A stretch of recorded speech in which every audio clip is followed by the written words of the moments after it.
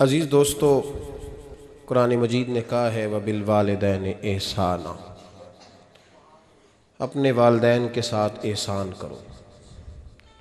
अपने वालिदैन के साथ एहसान वाला, नेकी वाला रवैया इख्तियार करो। इस आया मुक़द्दसा पर बहुत सारे लोगों ने बहुत कुछ कहा है, लेकिन अल्लामा सैयद महमूद आलूसी उंदलसी रहमतुल्लाह अलैह ने फरमाया मोबाइल फ़ोन साइलेंट कर दें। और ये जो वीडियो बनाते थक जाते हैं दोस्त मोबाइल फ़ोन वाले, ये मेरा ख़्याल है वीडियो वाले भाई से ही कोई राब्ता शाब्ता कर लें तो थकावट नहीं होगी, बनी बनाई मिल जाएगी। तस्वीरें इतना ज़्यादा ज़रूरी नहीं जितनी हमने ज़रूरत बना ली है। बस ठीक है, ज़रूरत के तहत ठीक है, इतना ज़्यादा इस पे फोकस ना करें वरना असल काम रह जाता है। हमने तो दिल में सजा रखी है तस्वीरें यार, बस ज़रा गर्दन झुकाई देख ली, तो इसलिए इतना ज़्यादा इसको ज़रूरी ना बनाएं। हद ही हो गई है तस्वीरों वाली भी। मैं तो गुजारिश करता रहता हूँ कि इश्तिहार भी बग़ैर फ़ोटो के छपे तो ज़्यादा अच्छा लगता है।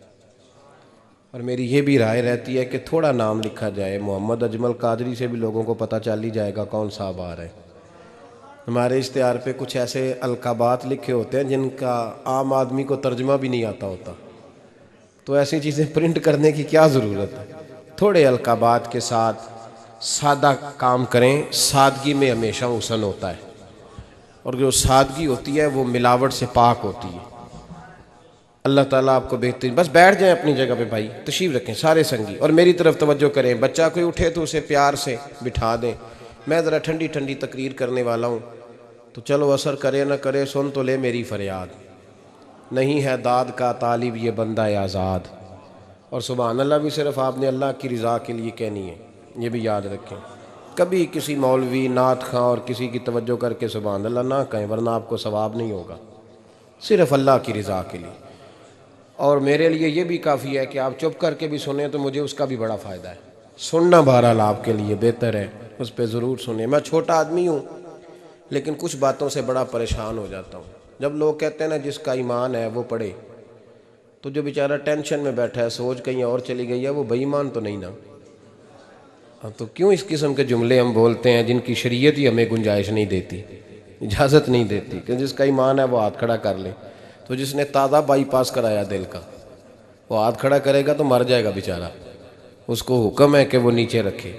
ये जज्बा है, ज़रूर होना चाहिए। हाथ खड़े दिए ही अल्लाह रसूल ने अपने लिए हैं तो होना ज़रूर चाहिए, लेकिन इसको इतना फ़र्ज़ नहीं समझना चाहिए माहौल में बहुत ज़्यादा। और एक और बड़ा इशू है हमारी महफ़िलों में, वो नोट फेंकने का है। क्या ज़रूरत है, नजराने का ये स्टाइल नहीं, ना ये काम करें। मिलाद की महफ़िल में आके भी गरीब आदमी परेशान रहता है, वो कहता मेरे को दत्थी होंदी तो मैं भी अगे बहिंदा, लिहाजा पीछे बवो लोग के दत्थी जो कोई नहीं। इसलिए मिलाद की महफ़िलों में भी जो 50,000 रुपया देता है उसकी सदारत होती है, इसका कोई मतलब नहीं। ये जो स्टेज है ना जिस पे आप लोग हमें देख रहे हैं, तो मेरे जैसे लोग आ गए हैं तो ख़राबी हुई है, वरना तो ये पीर मेरे अली शाह का स्टेज है, वरना जो मुहद्दिस आज़म मौलाना सरदार अहमद साहब का स्टेज है। इस पे तो जो जिसका दिल आता है वो कहता जा रहा है, कोई पता ही नहीं कोई क्या बोल रहा है और कौन किसका कलाम पढ़ रहा है। कोई उसने तहकीक नहीं कराई कि ये पढ़ने वाला था भी कि नहीं, कोई पता ही नहीं। बड़े बड़े शुअरा मौलाना हसन रज़ा साहब जैसे लोग नात लिखते थे तो पहले चेक कराते थे कि ठीक है कि नहीं, अब पता ही कोई नहीं। ये बड़ा संजीदा स्टेज है, ये मियाँ शेर मोहम्मद शरकपुरी का स्टेज है, ये हज़रत अमीर मिल्लत का स्टेज है मेरे भाई, ये अल्लामा काज़मी का स्टेज है, और ये मेरे आला हज़रत फाज़ले बरेलवी के मानने वालों का स्टेज है। इसमें कोई ऐसी हरकत ना करें, और कभी भी महफ़िल को कमर्शियल ना बनाए। ज़िंदगी में याद रख लें, अल्लाह रसूल की बारगाह में भी जाना है। लोग आके शिकवा करते हैं फलाना मौलवी पैसे मांगता है, तो मैंने कहा वो इसलिए मांगता है कि आप देते हैं। आप मार्केट बंद कर दें तो बंदे सारे सही हो जाएंगे। ये मांगने वाले की गलती नहीं, ये रेट लगाने वालों की गलती है। जो चीज़ मार्केट में बिके ना वो बननी बंद हो जाती है। तो क्यों आप लोगों ने ऐसे लोग प्रमोट किए जिन्होंने नात बेची 10,000 की, तिलावत बेची 10,000 की, माज़अल्लाह तकरीर बेची, क्यों ऐसे लोग प्रमोट किए? करो मद है अहले दुवल रज़ा, पड़े इस बला में मेरी बला, मैं गदा हूँ अपने करीम का और मेरा दीन पारा है ना नहीं। और ये याद रख लो ज़िंदगी में, इसकी को थोड़ी और कम कर दें जी, अल्लाह आपको जज़ा दे, बरकत दे। ये भी याद रख लें कि गर्दन को झुका देता है खैरात का पत्थर, जहाँ में मांगने वालों के सर कभी ऊंचे नहीं होते। सर उसी का ऊंचा होता है जो देने का आदी होता है। जो कशकोले तलब दराज करके रखते हैं उनके भी कभी सर ऊंचे हुए हैं। वो किसी ने कहा था, मुझे बाद लोग फ़ोन करते हैं, कहते हैं साहब आपका रेट, तो मैं कहता हूँ तो को दिता ही नहीं जाना। तो क्यों आप ऐसी बात करते हो भाई, हम बड़े कीमती लोग हैं, क्यों हमारा आप रेट लगाते हो। ये शेर सुन लें, ये शेर आपको फ़ायदा देगा, अगर याद हो गया तो बड़ा नफ़ा देगा। ये आरज़ुए करम और मैं आपसे करूं, ये आरज़ुए करम और मैं आपसे करूं, ये भीख उसको दीजिए जिसका खुदा ना हो। तो जिसको बेहिसाब मिल रहा हो उसको क्या ज़रूरत है हाथ फैलाने की। ये भीख उसको दीजिए जिसका, एक तरफ नारा लगता है कौन देता है देने को, दूजे पासों आंदे ने दिया जे 20,000। और जालमा उन पे आंदा से नबी पाक को लेने ने, नजराना कोई तोहफा दे तो लेना सुन्नत है।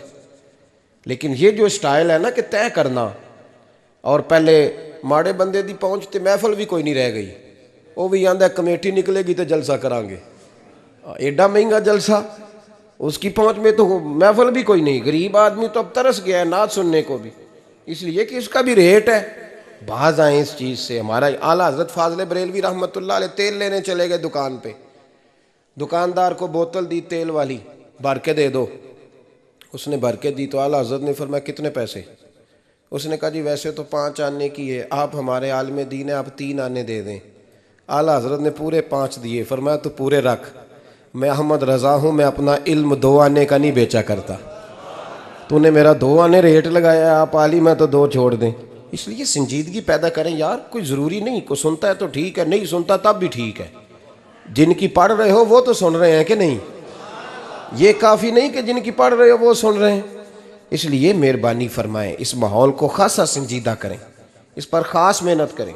इसलिए नहीं कह रहा बनाने के लिए, मस्जिद में बैठा हूँ बावुज़ू हूँ, मेरा दिल नहीं मानता जब मैं स्टेज पे आऊँ तो कोई बंदा नारा लगाए।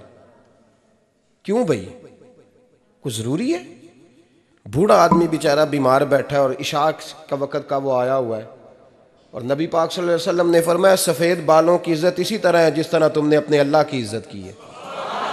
ये बुखारी मुस्लिम की हदीस है। फटाफट खड़े हो जाओ जी, पीर साहब आ गए थे, पीर साहब टाइम ना लाਉਂਦੇ आ, क्यों ये काम करते हैं? कुछ भी नहीं होता, जो इज़्ज़त करता है उसका पता होता है दिल से कर रहा है, बैठा रहने दे लोगों को, कोई फ़र्क नहीं। ये बड़ी खूबसूरती पैदा करें, आप माहौल को सही करें, आपके जलसे कई गुना ज़्यादा बड़े हो जाएंगे इंशाअल्लाह ताला। और मेरी आखिरी गुजारिश, तमीदी बात कर रहा हूँ, वो ये है कि महफ़िलों की तरतीब लगाएं। जो कारी साहब ने इशा के फ़ौरन बाद तिलावत की, उन्होंने भी कुरान ही पढ़ा था, वो बेकायदा क्यों थी? फिर जो दोबारा 1.5 घंटे के बाद बाकायदा शुरू हो गई तो वो कुरान पाक नहीं था, कहते उन बाकायदा शुरू होने लगी है। क्या मतलब है इसका? बाकायदा महफ़िल इशा के बाद शुरू करें, टाइम दें, नात खां को वक़्त दें, और दुआ का टाइम लिखें। आप मेरे पास कभी आएँ, हज़ारों का जलसा होता है हमारा, लेकिन हम 1.5 घंटे से ज़्यादा महफ़िल करना मुनासिब ही नहीं समझते। इसलिए कि अगर फजर सवेरे तंग हो जाए तो सारी रात जलसे का मकसद क्या हुआ। और मुख्तसर बात करेंगे खैरुल कलाम मा कल्ला वदल्ला, तो वो बड़ी बेहतरीन रहेगी। संजीदगी लाएँ, ताकि जिस आदमी ने सवेरे काम पे जाना है वो 10 के आवे आके मैं चलना 8 बजे महफ़िल शुरू होनी है तो लो 9:45 में थोड़े कोल होवांगा इंशाअल्लाह, ताकि बाकी का काम भी कर ले। ये माहौल, ये मैं गुजारिशात कर रहा हूँ, अपील कर रहा हूँ। चले अल्लाह करे मैं बेअमल आदमी हूँ, मेरी ज़ुबान से निकली बात किसी पे असर कर जाए। ये आप संजीदगी पैदा करके देखें, इंशाअल्लाह ये रश ज़्यादा हो जाएगा आपके पास और बरकत होगी इस बात की। वबिल वालिदैन एहसाना, वालिदैन के साथ एहसान करो। अल्लामा सैयद महमूद आलूसी अंदलसी रहमतुल्लाह अलैह साहिब तफसीर रूहुल मानी फरमाते हैं, आप फरमाते हैं अल्लाह करीम ने कहा वालिदैन के साथ एहसान करो। इसका तर्जुमा क्या है? आप फरमाते हैं इसका मतलब ये है कि जितनी कोई बंदा नेकी करे, अगर उसके मुताबिक नेकी कर दी जाए तो वो बदला होती है, और अगर थोड़ी बढ़ा के की जाए तो वो एहसान होती है। फरमाया रब करीम फरमाते हैं इस तरह करो, ज़रा सोच लो बचपन से लेकर आखिर तक, जहाँ तक तुम मौजूद हो, तुम्हारे माँ बाप ने तुम्हारे साथ क्या किया है। अगर उससे बढ़ा के करोगे तो इसका मतलब है तुमने एहसान किया है। माँ बाप जो होते हैं ना, ठंडी छाँव, मीठी जिंदगी। माँ अनपढ़ भी हो ना तो कम से कम यूनिवर्सिटी होती है, और बाप अगर बिल्कुल अंगूठा छाप भी हो ना, तो किसी कॉलेज में, मदरसे में, इदारे में ना पढ़ा हो, तो बेटे के हक में जिन चीज़ों की ज़रूरत होती है वो सारी अल्लाह बाप को अता करके भेजता है। माँ बाप को ना कुछ इल्म लदुनी अल्लाह देता है कि बच्चों के लिए कैसे आगे बढ़ना है। माँ बाप एक हुस्न है मुआशरे का। रब तबारक व तआला की देखे ना, अल्लाह अकबर, दुनिया में किसी की मोहब्बत जांचनी हो ना तो मोहब्बत की तमसील दी जाती है। व तिलकल अमसालु नदरिबुहा लिन्नास, अल्लाह लोगों के समझने के लिए मिसालें बयान फरमाता है। अल्लाह तबारक व तआला ने जब अपना आप समझाना चाहा ना, तवज्जो है मेरी बात पर, जब मालिक ने अपना आप समझाना चाहा तो मेरे रब ने माँ बाप की मिसाल बयान फरमाई। रब्बिरहमहुमा कमा रब्बयानी सगीरा, या अल्लाह उन दोनों पे रहम फरमा। और ये लफ्ज़ रब यहाँ दो माने में आया है, उलमा बैठे। रब का माना होता है तदरीजन पालना का, या अल्लाह उन दोनों पे रहम फरमा जिन्होंने मुझे रब बन के पाला। यानी मतलब क्या, यहाँ रबूबियत का माना पालने के माने में, तदरीजन पालना। मेरे नबी पाक सल्लल्लाहु अलैहि वसल्लम ने फरमाया, अल्लाह तुमसे 70 माओं से ज़्यादा मोहब्बत फरमाता है। ये इमाम सुयूती ने दुर्र मंसूर में रवायत लिखी है। अच्छा भाई, अल्लाह ने भी मिसाल माँ की बयान फरमाई। फरमाया घर जाके अपनी अम्मा को देख लो, अम्मा तुमसे कितना प्यार करती है। बस उस प्यार को तोलना शुरू कर तो 70 माओं से भी ज़्यादा रब तुमसे मोहब्बत फरमाने वाला है। माँ के सीने में ना, देखे ना, एक बच्ची होती है बीए, वो उसने कर लिया, उसकी अम्मा रोज़ कहती है बेटे सवेरे उठा कर। सास के पास जाएगी तो वो कहेगी कि इसकी अम्मा ने सवेरे उठना सिखाया ही नहीं, और बेटी कहती है अम्मा जी दो जावांगी वेखी जाएगी। अच्छा, उसकी शादी हो गई, उसकी सास ने आहिस्ता आहिस्ता शिकवे शुरू कर दिए, खामन से कहने लगी तू इसको उठाता ही नहीं सवेरे। वो भी कहता है कमरे में जाके अम्मा शिकवा करती है तू उठती नहीं। और बच्ची लाडली थी, वो नहीं थी उठती टाइम पे। जिंदगी के 22 साल 23 साल वो सवेरे नहीं उठी, वक़्त पे नहीं उठी, मिसाल दे रहा हूं। फिर उसी बेटी को अल्लाह ने एक बेटा अता कर दिया। सुबह 100 आवाज़ उसकी अम्मा देती थी पर उसकी आंख नहीं खुलती थी, लेकिन उसी बेटी का बेटा सहरी के वक़्त हल्का सा रोता है। सारी दुनिया सोई है पर अम्मा उसकी फटाफट जागती है, फटाफट जागती है। एक आदमी था तो उसकी बीवी इंतकाल कर गई और उसने तलाक दे दी। 10-11 साल का उसका बेटा था, उसने दूसरी शादी कर ली। एक दिन अपने बेटे से कहने लगा, बेटे वो सगी अम्मा ठीक थी या ये वाली ठीक है? तो बेटा कहने लगा, अब्बा जी ये ठीक है, वो सगी अम्मी झूठ बड़े बोलती थी, सगी अम्मी झूठ बड़े बोलती थी, झूठी थी, ये सच्ची है। उसने कहा बेवकूफ़ तेरी माँ झूठी थी? उसने कहा अब्बा बड़ी। क्या किस तरह?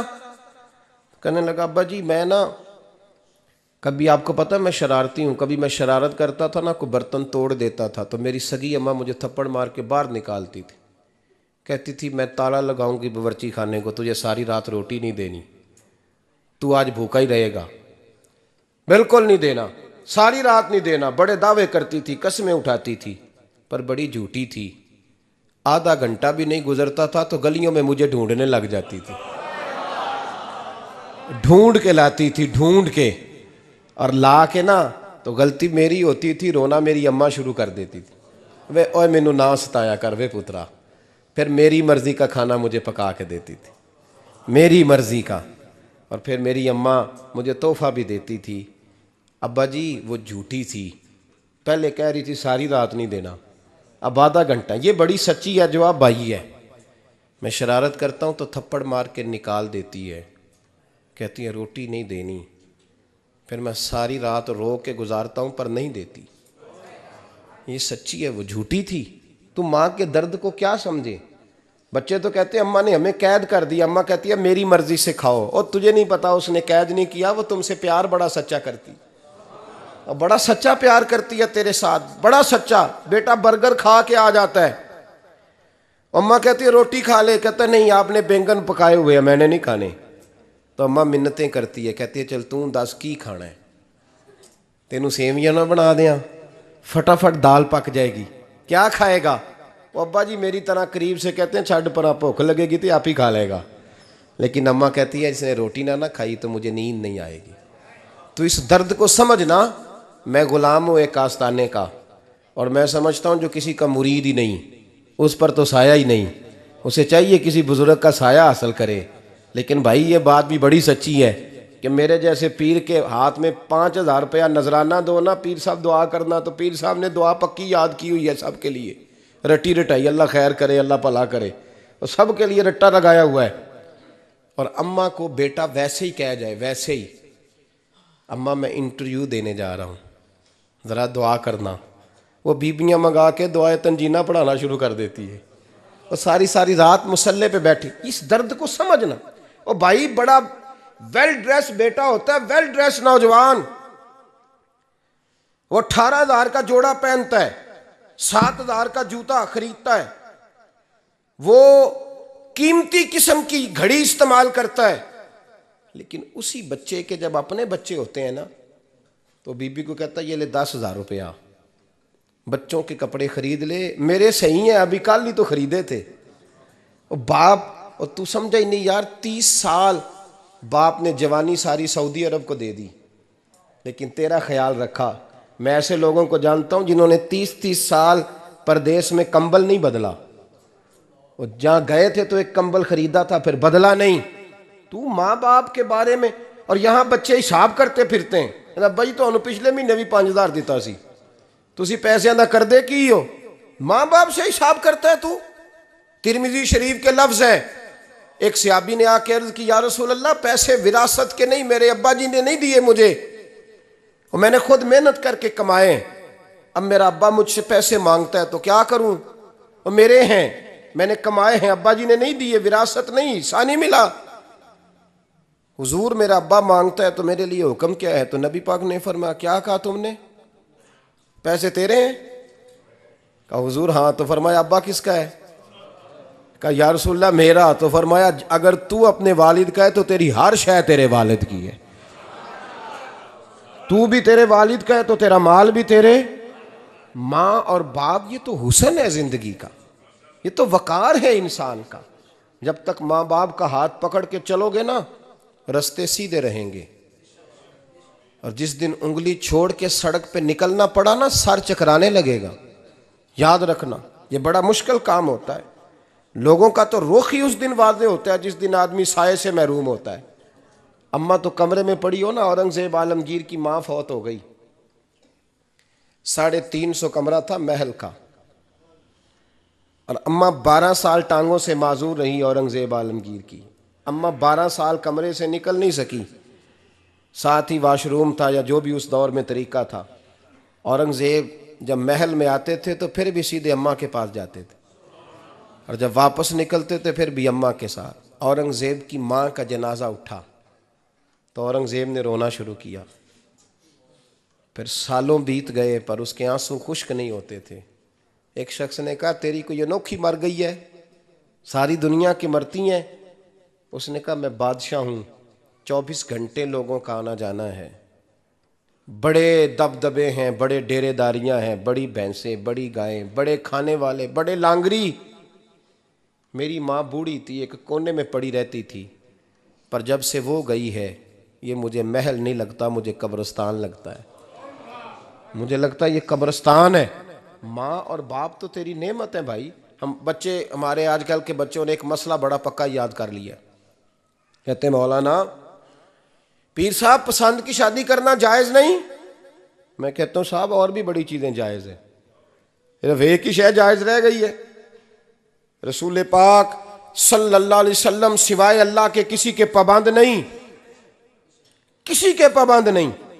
पर जनाब सैयदा खतीजतुल कुबरा रदी अल्लाह ताला अन्हा ने पैगामे निकाह दिया, या रसूलल्लाह मैं शादी करना चाहती हूँ, हुजूर किसी के पाबंद नहीं। पर मेरे महबूब ने फरमाया मेरा चचा मेरे वालिद की जगह है, मैं अपने चाचा से पूछ के तुम्हें जवाब दूंगा। ये है पसंद की शादी जो मेरे नबी ने बयान फरमाई है। तू सारा कुछ क्रॉस कर करके गुजर जाता है। यहाँ तो हाल ये है कि पालने वाला कोई और साए में बैठने वाला, बाग तेरे दी कर कर राखी मैं सारी उम्र गुजारी, तो जदों ये फल पकन ते आया ते लै गए होर व्यापारी। और बेटा गुजरता है अम्मा के दरवाजे के आगे से, अम्मा के दरवाजे के आगे बेटा अमरूद लेके आया है 6 किलो। तवज्जो है मेरी बात पर? इधर देखें जी, छोड़ें थोड़ी देर हमारी सुने। वो अमरूद लेके आया 5-6 किलो, तो अम्मा के दरवाजे के करीब से गुजर गया रात को। तो कमाई खाने का टाइम आया ना, तो गुजर गया। तो वो वज़ीर आज़म से डरता है ना, तो जाके बीबी से कहता है बीबी के हकूक़ देना भी रसूलुल्लाह की सुन्नत है। लेकिन ये क्या बात हुई, तूने बीवी और माँ का मुकाबला शुरू करा दिया? समझ तो सही, ये तेरे लिए काबे की जगह है और तू बीवी के लिए काबे की जगह है। उसे भी समझना चाहिए, गौर करना चाहिए। 5 किलो अमरूद लेके तो माँ के कमरे के करीब से गुजर गया है। बीबी को जाके कहता है चल आधा किलो अम्मा को भी दे आ, उसके कौन से दांत हैं। तो प्लेट में डाल के वो लाई है। तू समझा ही नहीं, तूने गौर ही नहीं किया। बंदा तो वो ठीक नहीं था, नेपोलियन, पर किसी ने उससे पूछा था बता जिंदगी में पैसे लेने का मज़ा कब आया? उसने कहा कि मुझे मज़ा तब आता था कि मैं अपनी सारी कमाई ला के अपनी अम्मा के हाथ पे रखता था, और फिर जब मैं अपनी माँ से थोड़ा थोड़ा खर्चा लेता था ना, थोड़ा थोड़ा, तवज्जो है मेरी बात पे? अम्मा जी 10 रुपये दे आज। कहते जब मैं थोड़ा थोड़ा खर्चा लेता था ना, तो मुझे यूं लगता था जैसे मैं बादशाह वक्त के सामने खड़ा हूं और वो खजाने का मुंह खोल खोल के मुझे देता जा रहा है। तो इस जायके को समझ तो सही भाई, तो इसको समझ तो सही भाई। याद रखें और गौर करें, माँ और बाप। और फिर ये भी सुन लें, नबी पाक सल्लल्लाहु ताला अलैहि वसल्लम ने माँ बाप के लिए फरमाया हुमा जन्नतुका व नारुक, यही तेरी जन्नत है और यही तेरे लिए जहन्नम है। अगर ये राज़ी हो गए तो तेरे लिए जन्नत है, नाराज़ हो गए तो चाहे तू 100 पीर के मज़ार पे हाज़री दे आ, लेकिन जब तक अब्बा राज़ी नहीं उतनी देर तक अल्लाह राज़ी। ये हदीस पाक है, हुज़ूर ने फरमाया जिसके वालिद राज़ी उसका अल्लाह राज़ी, और जिसका बाप नाराज़ उसका अल्लाह। हाँ बेशक, अब ये हदीस है ना, तो सारे वली एक तरफ बैठ जाएं, कहें या अल्लाह बख्श दे मुरीद को, लेकिन अगर अब्बा कहे या अल्लाह ना माफ़ करना, तो अल्लाह उन औलिया की नहीं मानता, वालिद की मानता है। इसलिए बुल्ले शाह आसमानी उड्दियाँ पढ़ना है, जेड़ा घर बैठा उन्होंने पढ़िया ही नहीं। भाई याद रखो, माँ बाप से प्यार करो, इनकी खिदमत करो, इनके पास बैठा करो, और माँ बाप को टाइम दें, वक़्त दें, चंद घड़ियाँ उनके पास बैठें। आप यकीन करें, अब्बा जी से आप मशवरा कर लें, सिर्फ मशवरा, मर्जी बेशक अपनी करें, लेकिन उस मशवरे में आपको इतना साया मिलेगा कि ज़िंदगी में कभी नाकामी नहीं होगी। पर असी सज्जन दी मननी, अब्बे दी नहीं मननी। तो फटे पे जो नलायक हमारी तरह का बैठा है उससे मशवरा लेना है, वालिद से नहीं लेना। बाप के पास बैठें, उससे मशवरा लें। मेरे अब्बा जी किसान थे। मैंने अपनी ज़िंदगी में ढेरों चीज़ें अपने बाप से सीखी हैं, दर्जनों चीज़ें सीखी हैं। मेरे वालिद बड़े खुददार थे, मिजाज में अजीब सी खुददारी थी। कोई बंदा कभी हाल पूछ लेता था ना कि हालात किस तरह के हैं, तो फरमाते थे भाई अगर बताना हुआ तो अपने अल्लाह को बताऊंगा। अल्हम्दुलिल्लाह बड़ा फजल है, मैंने उनके हाथों पे हमेशा छाले देखे, हमेशा छाले, लेकिन उनका हाथ कभी किसी दुनियादार के सामने फैलता हुआ नहीं देखा। लोग मुझे कहते हैं आप किस पीर साहब के साहबजादे हैं, तो मैं कहता हूँ मैं उस पीर का साहबजादा हूँ जिसने मेहनत करके हलाल की कमाई खाई सारी ज़िंदगी। ये लोग पीर नहीं होते, ये मुर्शिद नहीं होते, और मैंने दर्जनों चीज़ें सीखी उनसे। तो सीखने तो बैठ, तुझे हज़ारों चीज़ें मिलेंगी। भाई अपनी ज़िंदगी में माँ बाप की तरफ देखो, सबसे ज़रूरी काम है इन्हें वक़्त दो। अम्मा के ओ भाई बड़ा मुश्किल है दुनियादारों से तारीफ़ कराना, तो अम्मा दे कोल ते एवं 2 मिनट राती बईए ना आखी अम्मा पैर कटे ना रजाई चो तेरे घुट छड़ा, तो अम्मा कहती जा मेरा पुत्र थकिया आया तू सो जाके। मैं कदों काम लगी सा, मैं कदों हलवा डई सा, जा सो जा जाके। बस ये कार्रवाई है। तूने 2 मिनट के लिए कह दिया, सवेरे पूरे मोहल्ले में तेरी अम्मा कहेगी अल्लाह मेरे पुत्र वर्गा पुत्र सारिਆਂ ਨੂੰ दे। राती आउंदा है तो मैनू घुट के सौंदा है, अल्लाह घुटिया कोई नहीं सोया भी कार्रवाई पाई सू, लेकिन वो सबको बताती है। तो भाई इतनी कीमती चीज़ और तू छोड़ के मैं कभी जलसे से देर से आता था ना, अब तो जाता नहीं ज़्यादा जगहों पे। कोशिश करता हूँ कि चलो माहौल के मुताबिक, थोड़ा खुश्क आदमी हूँ तो हर जगह सेट नहीं हो पाता, इसलिए कम जाता हूँ। तो कभी रात को आते थे ना देर से, मेरी अम्मा जी शुगर की मरीज़ थी, तो मैं छोटे भाई को फ़ोन करता था कि अम्मा जी सो गए, कहते सो गए। तो मैं कहता था कि तू ना इस तरह कर, नीचे आ जा, 2 बज गए, वो शुगर की मरीज़ है, आँख खुल जाए ना तो दोबारा लगती नहीं बुज़ुर्गों की, तो तू दरवाज़ा खोल दे, अंदर दस्तक दी तो दिक्कत होगी। तो मैं जूते उतार के अंदर दाखिल होता था, तो पहला कदम रखता था तो मेरी अम्मा बोल पड़ती थी पुत्र आ गए, आ गए। ओ भाई तू इस दर्द को समझना, कोई तुझे मिलेगा, कोई मिलेगा तुझे ऐसा। अब मैं दूर दराज भी चला जाता हूँ, उनकी ज़िंदगी में नहीं जा पाया, कहते हमने नहीं जाना, घर में रहना है, इस कैफ को समझ ले, इस दौलत के करीब हो जा। हज़रत अबू हुरैरा रदी अल्लाह ताला अन्हु फरमाते हैं मेरी अम्मा बूढ़ी थी, मैं उनकी खिदमत करता था। बाप की खिदमत और माँ की खिदमत सब के हिस्से में नहीं आती, ये रब जिसे महबूब रखता है उसे ये मौके अता करता है। खुश नसीब है जिसे बूढ़ा बाप मिले और वो नौकरी करे, खुश किस्मत है जिसको बीमार माँ मिले और वो नौकरी करे। हज़रत अबू हुरैरा फरमाते मेरी अम्मा बूढ़ी थी, तो उनका मैदा कमज़ोर हो गया था, तो मैं उठा के पखाना पेशाब करता था तो कई दफ़ा मेरे ऊपर कर देती थी। ये हज़रत इब्न जौज़ी अलैहिर्रहमा ने इसको लिखा है। फरमाते हैं मेरे दिल में ख्याल आता था कि मैं बड़ा खिदमत गुजार हूँ अपनी माँ का। एक दिन मैं हज़रत उमर के पास बैठा था उनके दौरे खिलाफत में, तो एक शख्स आ गया। उस शख्स ने आकर के कहा कि हज़रत उमर से हुजूर एक मसला पूछना है। फरमाया पूछो। वो कहने लगा हुजूर मेरी अम्मा बूढ़ी हो गई है, बीमार रहती है, मरीज़ा है, मुझे आवाज़ देती है बेटे पेशाब आया है, आवाज़ देती है, तो मैं अम्मा को उठाता हूँ, अभी मैं बैतुल खिला तक वाशरूम तक जाता नहीं कि मेरी अम्मा मेरे ऊपर पेशाब कर देती है।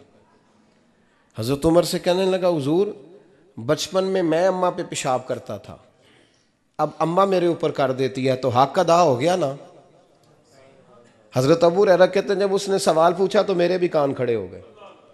मैंने कहा ये तो मेरे वाला मसला पूछ रहा है, मेरे वाला मसला पूछ रहा है। मेरे पास एक दोस्त जुमा पढ़ने आते हैं बड़ी दूर से, मुझे कहने लगे हज़रत साहब जदों भी मैं आउना ना तुसी मेरी ही गल छेड़ देंदे हो, वो जो बात होती है ना बिल्कुल मेरी होती है। मैंने कहा नहीं यार जो मैं कर रहा होता हूँ वो मेरी भी होती है, वो सारे मुआशरे की होती है। हमें लगता है कि मेरी हो रही है, हालांकि वो बात हमारी सबकी मुश्तरका होती है। सुन ले और याद रख लें। हज़रत अबू हुरैरा फरमाते मेरे कान खड़े हो गए। मैंने कहा इसने तो मेरी बात पूछनी शुरू कर दी। हज़रत फ़ारूक आज़म से कहने लगा हुजूर बचपन में मैं अम्मा पे पेशाब करता था, वो मेरे ऊपर कर देती है तो हक अदा हो गया। हज़रत उमर कहने लगे नहीं कोई नहीं हुआ। उसने कहा हुजूर मुझे समझाएं, वो सारे काम जो मैं अम्मा के साथ करता था अम्मा मेरे साथ करती है तो क्यों नहीं हुआ। हज़रत उमर कहने लगे भाई पेशाब तो तू भी अम्मा पे करता था और अम्मा भी तेरे ऊपर करती है, पर तेरी और तेरी माँ की सोच में बड़ा फ़र्क है। उसने कहा हुजूर किस तरह, तो क्या जवाब है सैयदना फ़ारूक आज़म का, लौ काना नबिय्यम बाद लकाना उमर इब्न खत्ताब। क्या जवाब है। हज़रत उमर फरमाने लगे तेरी और तेरी माँ की सोच में बड़ा फ़र्क है। कहा हुजूर किस तरह।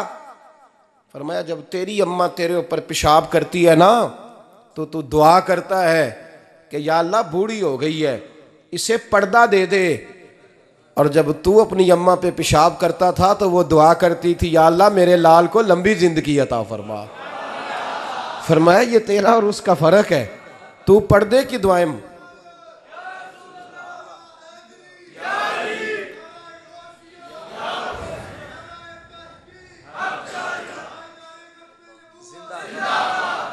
सुने अजीजों, कहा जब तेरी और तेरी माँ की सोच में, और नबी पाक सल्लल्लाहु अलैहि वसल्लम ने फरमाया है जितने भी गुनाह इंसान करता है ना, अल्लाह करीम सज़ा को रोक देता है, क़यामत में सज़ा देगा। और जो माँ बाप का नाफरमान है ना, उसको दुनिया में भी सज़ा मिलेगी। जो माँ बाप का नाफरमान है उसे दुनिया में भी, आप यकीन करें, बच्चे थोड़ा सा पढ़ जाते हैं बेचारे, तो माँ बाप से कहते हैं अब्बा जी तुसी पुराने दौर दे हो, तुहानू की पता होवे। और तुझे पता ही नहीं भाई, तुझे खबर ही नहीं, ये पुराने दौर के नहीं, तू बेवकूफ़ों के दौर का है। तू समझ ये कोई तालीम है? अकबर अलाहाबादी ने कहा था, हम ऐसी लाखों किताबें काबिल ज़ब्ती समझते हैं, जब्त करने को दिल करता है। हम ऐसी लाखों किताबें काबिल ज़ब्ती समझते हैं, जिनको पढ़ के बेटे बाप को खबती समझते हैं। बात है करने वाली, माँ और बाप इतना बड़ा दर्जा है। और भाई सुन लो और इस बात को याद रखना, दुनिया में सियाबी होने से बड़ी विलायत कोई नहीं। सारे वली गौस कुतुब अब्दाल मिलके भी सियाबी के कदमों की खाक तक को नहीं पहुंच सकते। लेकिन हजरत अवैसे करनी सियाबी नहीं बन सके, सिर्फ अपनी अम्मा की वजह से पीछे रहे। महबूब ने फरमाया तू वहां रह के माँ की नौकरी कर, तेरा नबी तुझसे राजी है। इतना बड़ा काम उन्होंने छोड़ दिया, हुजूर की ज़ाहिरी ज़ियारत नहीं कर पाए। और तू कहता है मैं फलाने पीर साहब के आस्थाने पे होता हूँ, अम्मा बड़े भाई के पास होती है, मैं जाता हूँ तंजीमों के साथ, जमातों के साथ, और अम्मा फलाने के साथ। ये कैसी बात हुई? ये किस तरह का मसला हुआ? जो तेरी ड्यूटी है उस ड्यूटी को पहले अदा कर, नौकरी को पहले कर, फराइज का अदायगी पहले कर। तू फर्ज छोड़ के नफल के पीछे जा रहा है, इस काम को पहले सर अंजाम दे। मेरे नबी पाक सल्लल्लाहु अलैहि वसल्लम ने फरमाया वालदैन के नाफरमान को दुनिया में सज़ा मिलती। हज़रत मालिक बिन दिनार रहमतुल्लाह ताला अलैह फरमाते मुझे अल्लाह ने 60 हज करने की तौफीक अता फरमाई। कितने? बोल के बताएं। जिस बंदे के पास इतने पैसे हों कि हज पे जा सके, आ सके, और जितने दिन रहना है घर वालों को खर्चा दे सके, उस पर हज करना फ़र्ज़ है। पता है आपको? उस पर हज करना, इसलिए बयान कर रहा हूँ कि हज की दरख्वास्तें जा रही हैं। हम पता क्या कहते हैं? हम कहते हैं बच्चे बड़े होंगे, शादी करूँगा फिर जाऊँगा। ये किसने फतवा दिया है? ये किससे आपने पूछा है? वो जब बड़े होंगे उनकी शादी की चीज़ उस वक़्त आप पे फ़र्ज़ होगी। अभी जो फ़र्ज़ है उसको अदा करें। और ये तिरमिज़ी शरीफ की हदीस है, याद रख लें। नबी पाक सल्लल्लाहु अलैहि वसल्लम ने फरमाया जिस पर हज फ़र्ज़ था उसने किया नहीं, बगैर हज किए मर गया, या यहूदी होके मरेगा या ईसाई होके मरेगा। इतना बड़ा हुक्म है हज के हवाले से, लेकिन लोग इंतज़ार करते रहते हैं पता नहीं किस चीज़ का। जब आपको अल्लाह मौका दे, हिम्मत दे, तो पहली फुर्सत में ये फरीज़ा अदा करें, ये ज़रूरी काम है। हज़रत मालिक बिन दिनार फरमाते मैंने 60 हज किए। एक हज के मौके पर मैंने बड़ा रश देखा, लाखों का इज्तिमा हुआ। मेरी बातों की समझ तो आ रही है ना आप दोस्तों? जो नहीं बोल रहे उन्हें भी आ रही है ना? अल्लाह जज़ा दे। कहते हैं लाखों का मजमा था, तो मेरे दिल में ख्याल आया, मैंने कहा अल्लाह इतने लोग आए हैं, इनका हज कबूल भी हुआ कि नहीं? फरमाते हैं मैं सोच रहा था तो रात को ना ख्वाब में मैंने किसी कहने वाले को कहते हुए सुना कि सब का कबूल हो गया है। बल्ख का रहने वाला मोहम्मद बिन हारून बल्खी है, उसका हज कबूल नहीं हुआ। फरमाते हैं शहरों के अलग-अलग खैमे लगते थे। अब भी आप हज करने जाएं तो पाकिस्तानियों की रिहाइशें अलग होती हैं, इंडियन की अलग, बांग्लादेश के अलग, मिस्री, यमनी, सब लोग अलग-अलग रिहाइशें होती, झंडे लगे होते हैं मुल्कों के। कहते हैं मैंने सवेरे उठ के ढूंढना शुरू कर दिया। ढूंढता हूँ, वो बंदा मिले। कहते हैं जहाँ बल्ख शहर के लोग रहते थे वहाँ चला गया। तो मैंने लोगों से पूछा तुम में मोहम्मद बिन हारून बल्खी कौन है? लोग कहने लगे वो तो बड़ा नेक आदमी है, परहेजगार है, बड़े भोले भाले, बड़े अल्लाह वाले, रियाज आपको बस हम ही जानते हैं, वो तो बड़ा नेक है, परहेजगार आदमी। कहते मैंने कहा अच्छा कहाँ है? उन्होंने कहा पहाड़ के पीछे उसने खैमा लगाया हुआ है, सारी रात इबादत करता है, सारा दिन रोज़ा रखता है, कायमुल लैल है, साइमुद दहर है। क्या बात? फरमाते मैं उन लोगों की बात सुन के हैरान हो गया कि मुझे क्या बताया गया, ये क्या कह रहे हैं। फरमाते मैं पहाड़ के पीछे गया, हज़रत मालिक बिन दिनार अलैहिर्रहमा फरमाते हैं, जब मैं वहाँ पहुँचा तो मैंने उस शख्स को मुसल्ले पे बैठे देखा। कसरत इबादत के आसार उसके वजूद पर नज़र आ रहे थे। सीधा बाजू उसका कटा हुआ था। फरमाते 2 रकते मुकम्मल करके ना मैंने उससे अस्सलामु अलैकुम कहा तो मुझे कहने लगा वालेकुम अस्सलाम, आप मालिक बिन दिनार हैं? मैंने कहा बड़ी इसकी फिरासत है। फरमाते फिर उसने ठंडी सांस ली, कहने लगा आपको ख्वाब आई होगी कि मेरा हज कबूल नहीं हुआ।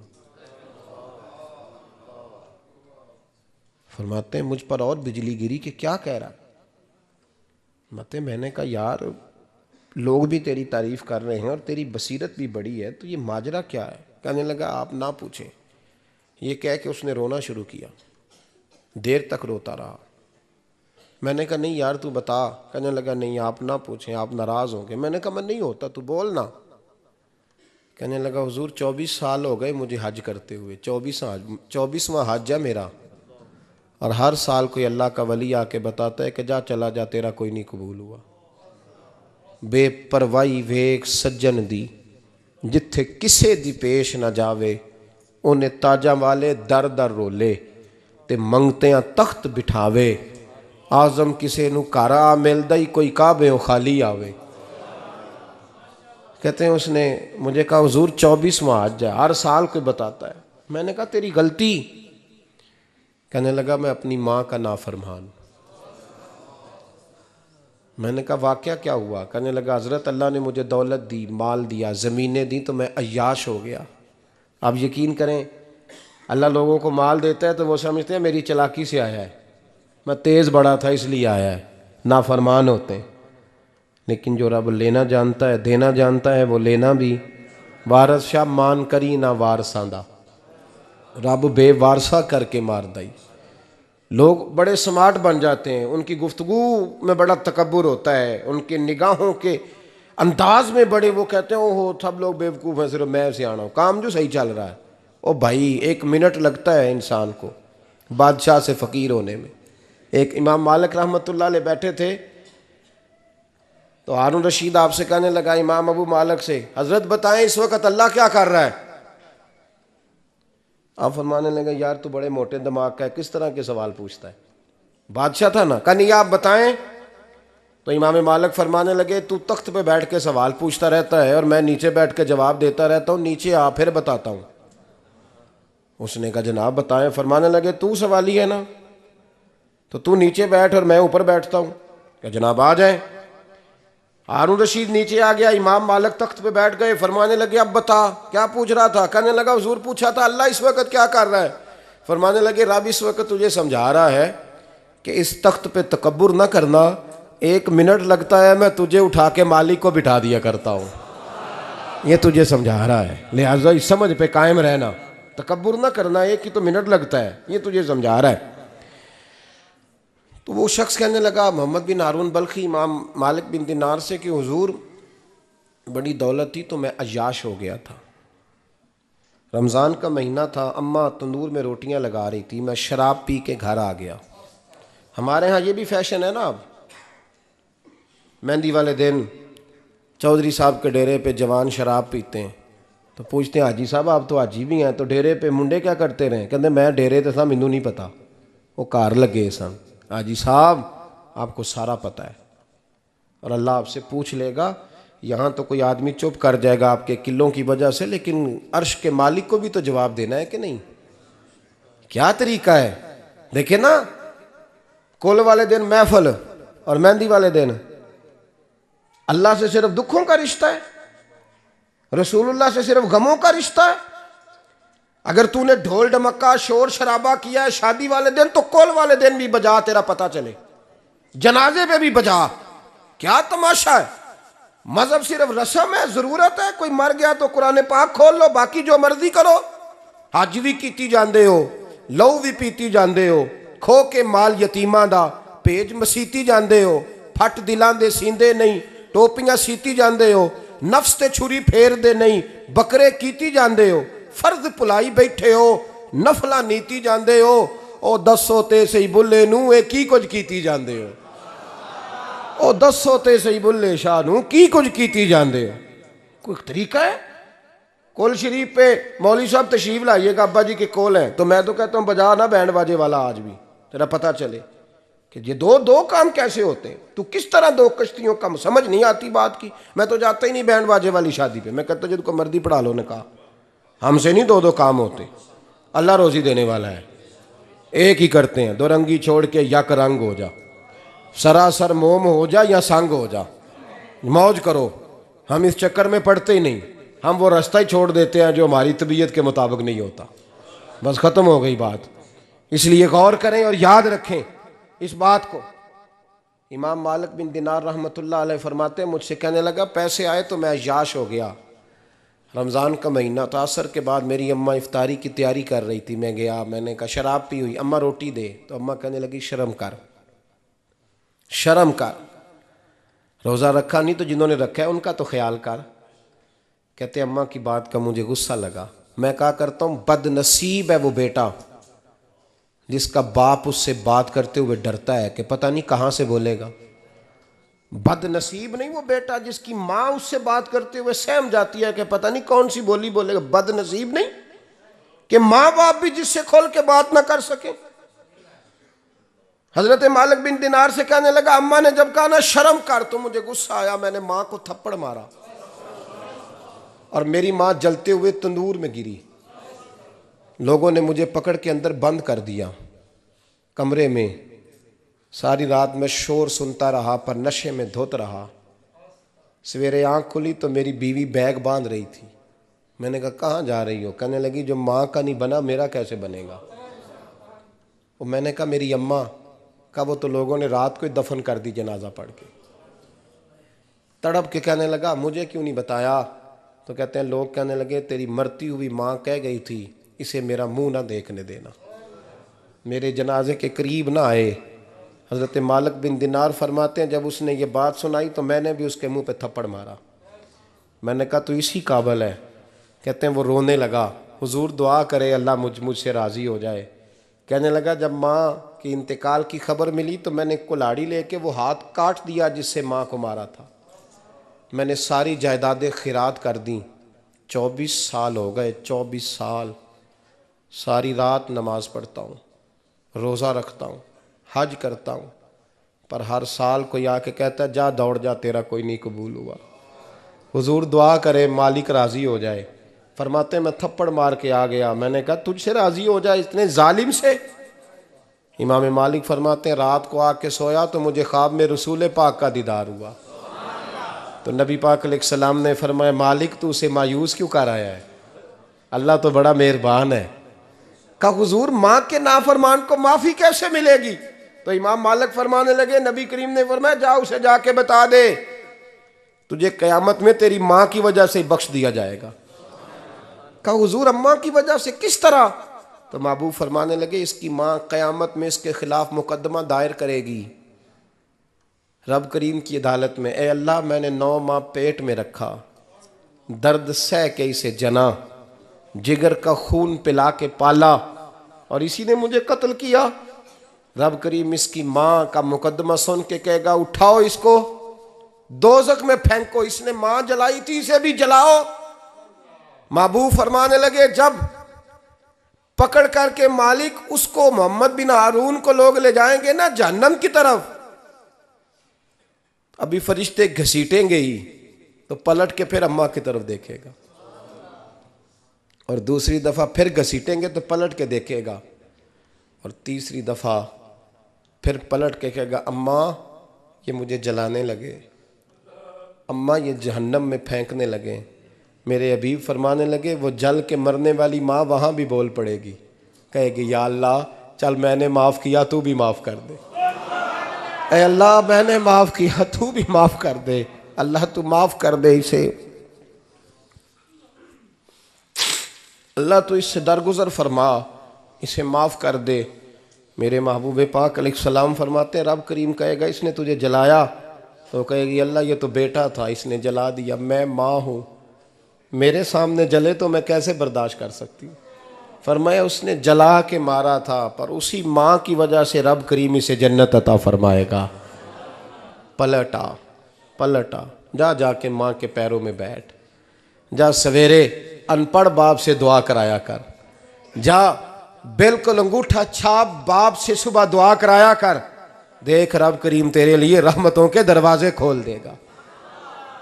और आखिरी बात ये भी सुन ले, माँ बाप के इंतकाल के बाद रिश्ते ख़त्म नहीं होते। रिश्ते ख़त्म, क्या दुआ मांगते हो नमाज में? रब्बना इग़फिर ली। इसका मतलब है माँ बाप तो है ना, वो जो औलाद बचपन में चली जाएगी ना, नाबालगी में, छोटे बच्चे, वो क़यामत में माँ बाप की सिफारिश करेंगे। माँ बाप के इंतकाल के बाद भी आला हज़रत फ़ाज़िल बरेलवी ने 12 हुकूक लिखे हैं माँ बाप के फतावा रज़विया में। फरमाया उनके दोस्तों से दोस्ती रख, उन्होंने जो वादे किए थे वो वादे पूरे कर, अगर उनके ज़िम्मे कर्ज़े हैं तो अदा कर, और अगर तेरे माँ बाप जो नेकियां करते थे वो नेकियां जारी रख। और इमाम जलालुद्दीन सयूती ने शरह सुदूर में लिखा है, ज़मीन पे रह के गलत काम ना करना, वरना फरिश्ते कब्र में जाके तेरे माँ बाप को कहेंगे तो कितनी बुरी औलाद पैदा करके आया।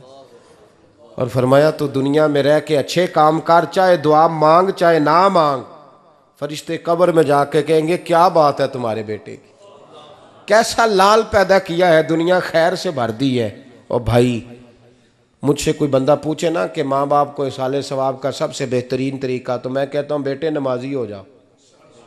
क्या कर, ताकि हर नमाज की आखिरी रकत में तो कहे रब्बना इग़फिर ली।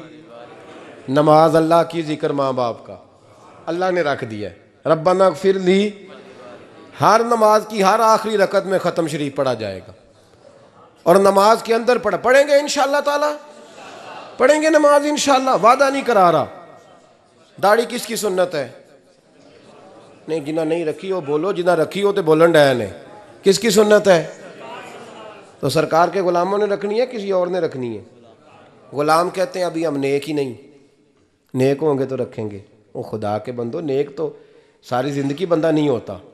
कभी किसी ने दावा किया है वली गौस कुतुब ने कि अब मैं बिल्कुल गुनाह नहीं करता, मैं पाक साफ हो गया हूँ? किया है कभी? ये शैतान का वसवसा है। दाढ़ी हुजूर की सुन्नत है, और रखो तो नबी पाक की मर्ज़ी के रखो, पूरी मुट्ठी रखो, अपनी मर्ज़ी की ना रखो। जितनी मुझे अच्छी लगती है उतनी मैंने रख ली। एक मुट्ठी दाढ़ी रखें। सारी दुनिया की ट्रेनें गुजरती हैं तो गुजर जाएं, नमाज का वक्त नहीं गुजरना चाहिए।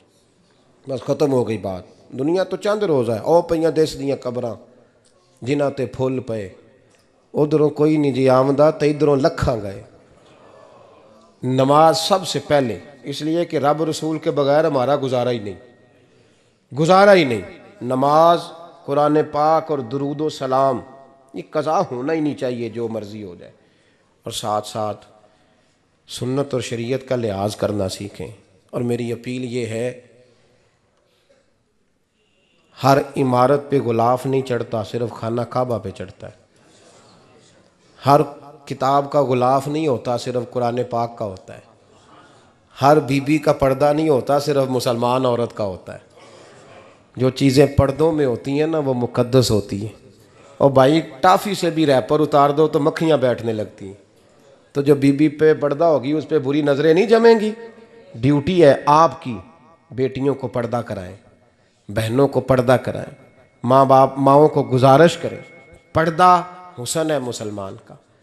जिस घर में पर्दा रहता है उस घर में अल्लाह के फरिश्ते रहमत नाज़िल फरमाते हैं।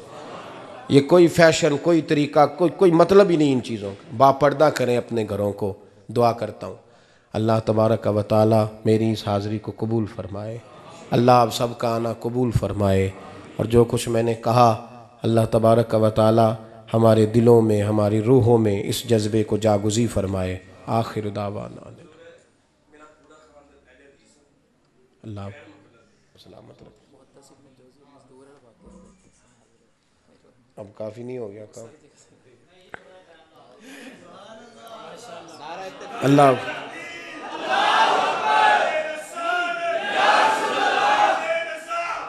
इंशाअल्लाह जारी रहेगा। लब्बैक या रसूल अल्लाह, बारकल्लाहु ताला। सुने जी, एक बात करने को सामने कहा है, मैं कर देता हूँ। मैं तकरीर भी इतनी करता हूँ 35-40 मिनट की, यहाँ तो कुछ ज़्यादा हो गई है मेरा ख्याल है। तो थोड़ी बात करने की कोशिश किया करता हूँ।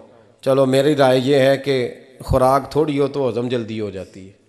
अरसलान साहब से मैंने कहा मेरा खाना ना पकाना, मेरा मौक़िफ़ ये है कि महफ़िलें सस्ती करनी चाहिए ताकि ज़्यादा होनी शुरू हो जाए। महंगी बड़ी हैं इसलिए मैं दस यार माड़ा बंदा तो हाथ ही नहीं ना पाता। तो मैं कहा करता हूँ कि कम से कम खर्चा हो। हमारे करोड़ों रुपया सालाना लगता है महफ़िलों पे, अगर अरबों कह दूँ तो फिर भी बात गलत, लेकिन उसका रिज़ल्ट हमें उस तरह का नहीं मिलता जिस तरह का मिलना चाहिए। देखें ना, आपने अज़मत वालदैन पे प्रोग्राम किया, मेरी राय यह है कि हुकूक़ ज़ौजैन पे भी होना चाहिए, और शादी से पहले हर बच्चे को मियाँ बीवी के हुकूक़ का पता होना चाहिए। बाद में 3 तलाक़ें दे के आ जाते हैं, कहते हैं मैंने पता ही नहीं सी। तो अगर पहले पता कर लेंगे तो ये तमाशा नहीं लगेगा, लेकिन ये काम होता नहीं। बहन भाइयों के हुकूक़ पर बात होनी चाहिए, ये बड़े ज़रूरी काम है। और ये भी सारा मेरे नबी पाक का मिलाद ही है, इसलिए कि ये बातें मुस्तफ़ा ने सिखाई हैं हमें सल्लल्लाहु। एक बात कही हज़रत ने, मैं अर्ज़ कर देता हूँ। मुहद्दिस इब्न जौज़ी रहमतुल्लाह अलैह एक बुज़ुर्ग के बारे में फ़रमाते हैं, वो कहते हैं कि बाज़ लोगों ने तो उनका अपना नाम लिखा है और बाज़ जगह पे एक और बुज़ुर्ग का जिक्र है, और बयान रवायत हज़रत मुहद्दिस इब्न जौज़ी फ़रमाते हैं। वो कहते हैं कि मैं घर में कोई काम कराना था, काम होते हैं ना छोटे मोटे घर में, तो फरमाते हैं मैं मज़दूर लेने गया बगदाद में। चौकों पे मज़दूर सारी उम्र का मज़दूर ही है ना बेचारा। अमीर तो अमीर तर होता जा रहा है और गरीब गरीब तर हो रहा है। हमारे तो पीर भी लोगों को कह रहे हैं फ़कीर हो जाओ, खुद अमीर होते जाते, खुद रोज़ बरोज़ अमीर हो रहे हैं, दुनिया को कह रहे हैं फ़कीर हो जाओ। तुम भी तो थोड़ा फ़क्र इख्तियार करो ना भाई, जो दर्स दे रहे हो। इल्ला माशाअल्लाह, सबकी बात नहीं करता। फरमाते हैं कि मैं ना मज़दूर लेने गया, बगदाद के चौक में मज़दूर बैठे होते थे, तो मेरी उन मज़दूरों में से ना एक नौजवान बच्चे पे नज़र पड़ी। बड़ा कमज़ोर सा वजूद था, लेकिन चेहरे पर इबादत का निशान था। माथा बताता था कि नमाज का बड़ा ख्याल रखता है। मैं उसके करीब गया, चेहरे भी बड़ा कुछ बताते हैं ना, चेहरों में भी बड़ी रानाई होती है। फरमाते हैं मैं करीब गया, मैंने उसको कहा बेटे मज़दूरी करोगे? तो कहने लगा मज़दूरों में बैठा हूँ तो हुज़ूर मज़दूरी के लिए ही तो बैठा हूँ। तो मैंने कहा कि चलो फिर। कहने लगा नहीं मेरी कुछ शर्तें। मैंने कहा बताओ? कहने लगा पहली शर्त यह है कि लोग 4 दिनार दिहाड़ी लेते हैं, मैं 3 दिनार लूँगा। मैंने कहा यार भाई तो बड़ी बेहतरीन है, बाकी भी इस तरह की रख ले। उसने कहा हुज़ूर दूसरी शर्त यह है कि मैं आपकी मुकम्मल बात मानूँगा, लेकिन जब अज़ान हो जाएगी फिर आपकी नहीं सुनूँगा। तीसरी बात उसने ये की कि हुज़ूर मैं आपके घर में काम करूँगा पर आपके किसी सवाल का जवाब नहीं दूँगा। कहते हैं मैंने कहा यार तू बड़ा अजीब है, शर्तें तो मालिकों की होती हैं। कहने लगा जी बहरहाल मैं शर्तें लगा के जाता हूँ। फरमाते हैं मैं उसे घर ले आया, काम मैंने उसको बताया, तो जो काम मज़दूर सारे दिन में करता है ना, उसने 2 घंटे में ही कर दिया। हमारे मज़दूर सिगरेट पीने में भी तो आधा घंटा लगाते हैं ना, वो चाय पीने जाएं तो पौना घंटा वहाँ। उनको भी तो दयानतदारी करनी चाहिए कि नहीं करनी चाहिए? ने मुआहदा किया है ना जी, तो पूरा उतरना चाहिए ना। कहते 2 घंटे में। अब काम जब बंदा शुरू कराता है तो काम और निकल आता है। कहते काम मैंने उसको और बता दिया, वो करने लगा। उसने मिट्टी निकाल के रखी थी बाहर रास्ते में, तो अजान हो गई ज़ोर की। उसने वहीं कुदाल छोड़ी कई और चलने लगा। तो मेरा बेटा कहने लगा इसको ज़रा बराबर कर दो। कहने लगा चुप कर जा, तेरे बाप से बात हुई थी, जब अजान होती है तो मैं किसी और की नहीं सुनता, सिर्फ अल्लाह रसूल की सुनता हूँ। कहते हो मस्जिद चला गया, नमाज पढ़ के आया तो दोपहर का वक़्त था। मेरी बीबी कहने लगी इसको को खाना खा ले। कहते हमने कहा खाना खा लो, तो कहने लगा मैंने रोज़ा रखा हुआ, रमज़ान भी नहीं था, नफली रोज़ा रखा हुआ। फरमाते हैं शाम हुई, मैंने 3 दिनार दिए, तो मैंने कहा तेरा नाम क्या है? कहने लगा मैंने आपसे कहा था मैं किसी सवाल का जवाब नहीं दूंगा। कहते वो चला गया। अगले दिन मैं फिर लेने गया उसे, काम कुछ और निकल आए, तो लोगों ने बताया वो सिर्फ हफ्ते वाले दिन आता है।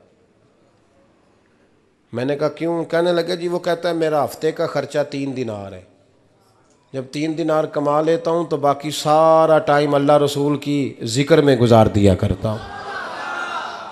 फरमाते हैं जी अगले हफ्ते मैं फिर लेने गया, मैंने पूरा हफ्ता इंतज़ार किया कि काम उसी से कराना है। मैं जब गया तो मैंने कहा चलो, कहने लगा मेरी शर्तें याद है ना? और मैंने कहा याद है भाई, साथ चल। फरमाते हैं काम कराया, 2-3 हफ्ते वो आता रहा। एक हफ्ते में गया तो लोगों ने कहा हुजूर आज नहीं आया, क्यों? कहने लगे बीमार हो गए। कहाँ घर है? कहने लगे बगदाद के कब्रिस्तान के पीछे जो कच्ची आबादी है उसमें रहता है। फरमाते मैं गया, दरवाजे पे दस्तक दी तो कहने लगा हुजूर आप हैं? दरवाज़ा खुला है, आ जाइए। फरमाते मैं अंदर गया तो मैंने कहा तुम्हें कैसे पता चला मैं आया हूँ? कहने लगा हुजूर अल्लाह वाले हो, आप नहीं आना था, वरना अमीर तो गरीबों का पता लेने कोई नहीं आते। कहते मैं करीब गया तो कहने लगा मैं आपका इंतज़ार कर रहा था, तेज़ बुखार है, तप रहा। जेब से कुछ पैसे निकाले, कहने लगा ये पैसे रख लें। एक अंगूठी निकाली, कहने लगा हुजूर आज रात को मेरा इंतकाल हो जाएगा, इन पैसों का कफन ख़रीद के सुबह जनाजा पढ़ के मुझे दफन कर देना, और जब दफन करो तो ये अंगूठी लेके असर के बाद हारून रशीद के पास जाना। आप उसे कहना मैंने मिलना है, पर वो आपको टाइम नहीं देगा। आप उसको आवाज़ दीजिएगा कि तेरी एक अमानत है मेरे पास, फिर वो आपसे मिलेगा तो अंगूठी दे दें, फिर आप मेरी तरफ से फारिग हैं। हज़रत फरमाने लगे तेरा नाम? और कहने लगा हुजूर वक़्त थोड़ा है, आज रात मैंने जाना है, बड़ी लंबी माफ़ी मांगनी है रब करीम से, अगर मुनासिब समझे तो मुझे अपने रब से तन्हाई करने दे। फरमाते हैं मैं आ गया, पर उसकी बातों ने मुझे सारी रात सोने नहीं दिया। फरमाते सुबह बड़ी मुश्किल से सूरज निकला, मैं गया, दरवाजे पे हाथ रखा तो दरवाज़ा खुला हुआ था। अंदर दाखिल हुआ तो खुशबुएं मेरा इस्तकबाल कर रही थी। जब चेहरे से कपड़ा हटाया तो उसका तो इंतकाल हो चुका है, इंतकाल हो चुका है। ऐसे है जैसे किसी का दीदार करके सोया है। कहते मैं तो 2 आदमी ले गया था जनाजे पे, पर पता नहीं दुनिया किधर किधर से आई, कहाँ कहाँ से। अखां जदों मीटियां जमाना मैनू रोवेगा, अपना ते अपना बेगाना मैनू रोवेगा, अपना ते अपना। और मियाँ साहब ने कहा था बाद मरन दे मुखड़ा मेरा हो जावे जे ताज़ा, फिर समझ लेना महबूब मेरे ने आन पढ़िया जनाजा। और किसी उर्दू के शायर ने कहा था मेरे मरने पे हर सू शोर मच जाएगा देखोगे, अल्लाह को मेरे मरने पे हर सू शोर मच जाएगा देखोगे, कहने अलविदा सरकार खुद तशरीफ़ लाएंगे। फरमाते हैं मैं तो 2 बंदे ले गया था, पर पता नहीं मखलूक कहाँ कहाँ से आई। जनाजा पड़ा, दफन किया। हारून रशीद के पास में असर के बाद गया, मैंने बुलाना चाहा पर बादशाह था, मेरी तरफ देखा ही नहीं। मैंने उसको कहा तेरी एक अमानत मेरे पास है। फरमाते हैं वो मुझे कोने पे ले गया, क्या बात है? कमरे में बुलाया, मैंने अंगूठी दी। हारून रशीद तो चीखे मारने लगा, कहने लगा अंगूठी वाला कहाँ है? मैंने कहा वो तो इंतकाल कर गया। कहने लगा मुझे कब्र पे ले चल। कहते मैं कब्र पे लाया तो वो लेट गया, तड़प के रोने लगा। मैंने कहा मेरा कलेजा फट जाएगा, ना उसने कुछ बताया ना तूने बताया, ये कौन था? तो हारून रशीद कहने लगा ये मेरा बेटा था। मैंने कहा तेरा बेटा और मजदूर? कहने लगा हुजूर ये हजरत दाऊद ताई के पास बैठा करता था, उनका मुरीद था, मुझे रोज कहता था अब्बा तूने बड़ी दुनिया इकट्ठी कर ली है, मरते वक्त तुझसे टांगे समेटी नहीं जाएंगी, इतना हिसाब नहीं तू दे सकेगा। मैं इसको समझा देता, इसकी अम्मा समझा देती। ये रोज़ हमें कहता छोड़ दो, आ जाओ अल्लाह रसूल की बारगाह में झुक जाएं। हम समझ। एक दिन ये चला गया, कहने लगा फिर तुम्हारा रास्ता और है और मेरा रास्ता और है। ये सोने की अंगूठी गलती से इसके पास रह गई थी, गलती से हीरे की अंगूठी चली गई।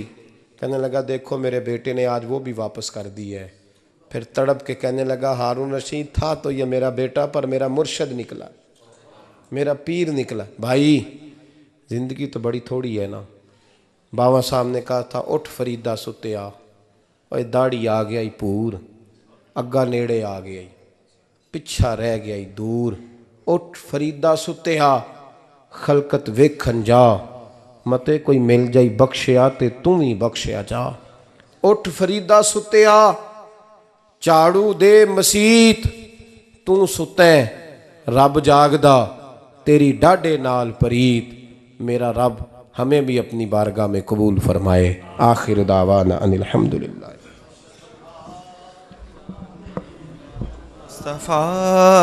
जिसकी रंगत से बे रंगे गए, जिसकी रंगत से बेरंगे रंगे गए, उस चमक वाली रंगत पे लाखों सलाम। मुस्तफ़ा जाने रहमत पे लाखों सलाम। शमाए बज़ में हिदायत पे लाखों सलाम। गौसे आज़म इमाम तो कावनों का, गौसे आज़म इमाम तो कावनों का, जलवाए शान कुदरत पे लाखों सलाम। जिनका मिंबर बनी गर्दने औलिया, जिनका मिंबर बनी गर्दने औलिया, उस कदम की करामत पे लाखों सलाम। मुस्तफ़ा जाने रहमत पे लाखों सलाम। शमाए बज़ में हिदायत पे लाखों। काश महशर में जब उनकी आमद हो, उर बेजे सब उनकी शौकत पे लाखों सलाम। मुस्तफ़ा जाने रहमत पे लाखों सलाम। अस्सलाम खुदा के लाडले और प्यारे रसूल, और ये सलामे आज जाना ओ कबूल। एक दफ़ा सूरह फातिहा, 3 दफ़ा सूरह इखलास, अव्वल आखिर दुरूद पाक पढ़े। अल्लाहुम्मा सल्ली अला मुहम्मद अल्हम्दुलिल्लाह।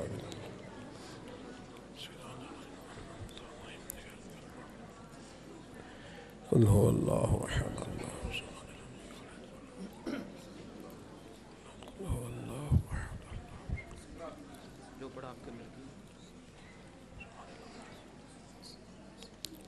अल्लाहुम्मा सल्ली अला सय्यदिना व मौलाना मुहम्मदिन मअदनिल जूद वल करम व आलिहि व बारिक व सल्लिम। रब्बना आतिना फिद दुनिया हसनतम व फिल आखिरति हसनतम व क़िना अज़ाबन्नार। मौला जो कलिमात खैर पढ़े इस महफ़िल पाक में, जो ज़िक्र अज़कार हुआ, अपनी बारगाह नाज में कबूल फरमा। तेरे प्यारे हबीब सैयद आलम सल्लल्लाहु अलैहि वसल्लम की बारगाह आली मर्तबत में पेश करते हैं, अपने फ़ज़ल से कबूल फरमा। हुज़ूर अलैहिस्सलाम के वालिदैन तय्यबैन, आपके अबा व अजदाद, तमाम अंबिया किराम, तमाम सहाबा, तमाम अहले बैत, ताबीन, तबा ताबीन, उलमा, मुहद्दिसीन, मुफस्सिरीन, आइम्मा मुज्तहिदीन, सलासल तरीक़त के बुज़ुर्गान दीन। अल्लाह जितने मुसलमान साहिब ईमान आज तक दुनिया से गए, सब की बख्शिश मग़फ़िरत फरमा। बिलखुसूस अरसलान साहब के वालिद गिरामी और ख़ानदान के दीगर तमाम बुज़ुर्गों की अरवाह को इसाले सवाब है, अपने फ़ज़ल से कबूल फरमा। अल्लाह कब्रों को रोशन फरमा, उनकी आखिरत की मंजिलें आसान फरमा। नबी पाक अलैहिस्सलाम की शफ़ाअत कुबरा उन्हें नसीब फरमा। ऐ अल्लाह क़यामत की सख्तियों से उन्हें महफूज फरमा, आखिरत की सारी इज़्ज़तें नेमतें उन्हें अता फरमा। ऐ अल्लाह हम सब के उठे हुए हाथ और झुके हुए सर उनके हक़ में कबूल फरमा, उनसे दरगुज़र वाला मामला फरमा, माफ़ी और बख्शिश वाला मामला फरमा। ऐ अल्लाह इस पूरे ख़ानदान को बरकतें, रहमतें, सादतें अता फरमा। हम सब के गुनाहों को माफ़ फरमा, हमारी गलतियों से दरगुज़र फरमा। हमें इल्म नाफ़े की तौफ़ीक अता फरमा दे, अमल साले की तौफ़ीक अता कर। मालिक सजदों का ज़ौक़ दे दे, इबादतों का शौक़ दे दे, तिलावतों की लज्जत दे दे। अपना बना के रख, अपने महबूब की ग़ुलामी नसीब फरमा। मुझे सोज दे, मुझे साज दे और नीम शब का नियाज दे। दमे सजदा खुद को मैं तोड़ दूँ, मुझे ऐसा ज़ौक़ नमाज दे। मैं तेरी बहार का फूल हूँ, मैं खिला भी हूँ तो तेरे लिए। मुझे मेरी शाख से तोड़ ले, मुझे अपनी जुल्फ़ का नाज दे।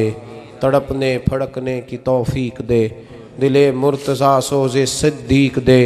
ए अल्लाह आलम इस्लाम के हक़ में रहमत के फ़ैसले फ़रमा।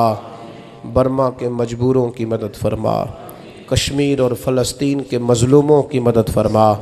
पाकिस्तान को इस्तेहकाम और निज़ाम मुस्तफ़ा सल्लल्लाहु अलैहि वसल्लम की ठंडी छाँव अता फ़रमा। कुर्बो जवार से जितने दोस्त भी आए हैं सब की दिली मुरादें पूरी फ़रमा।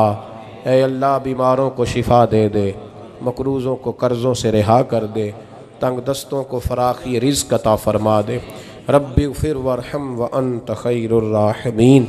अल्लाहुम्मा इन्ना नस्अलुकल अफ़्वा वल आफ़ियत फ़िद्दीन वद्दुनिया वल आख़िरा। व सल्लल्लाहु तआला अला हबीबिही सय्यिदिना व मौलाना मुहम्मदिन व आलिहि।